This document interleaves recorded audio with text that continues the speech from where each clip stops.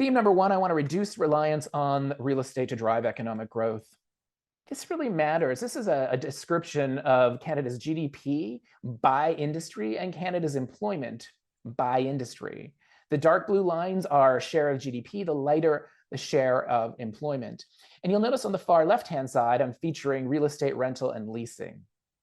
And it is the biggest part of Canada's economy. It is the biggest part of Ontario's economy. In my province, it's 20% of gross domestic product.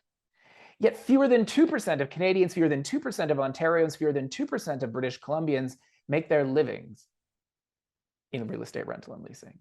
Now that is a disturbing pattern. To be sure, if you look just to the right of those first two columns, you'll see that construction is its own industrial category. So we know construction relates to real estate, absolutely. But construction's share of GDP and its share of employment are quite balanced.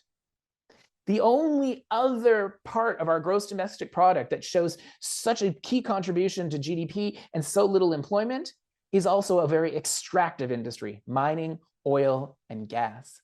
And yet even its extraction is not on par with the extraction of wealth from our housing system by comparison with those making their livings there. And so what does this all mean?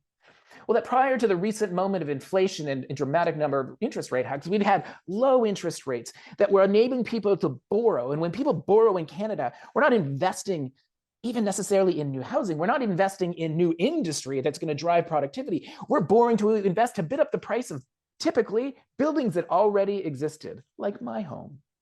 And yes, that does drive real estate. And I mean, that does drive gross domestic product.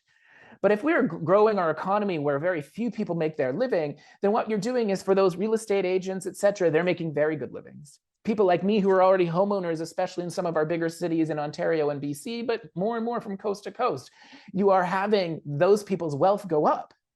But then anyone who's not in those two categories is falling further behind because they are not in industries where they're driving productivity, driving increased earnings that keep pace with housing. And so they fall behind relative to their major cost of living. They're having to work more to cover that major cost.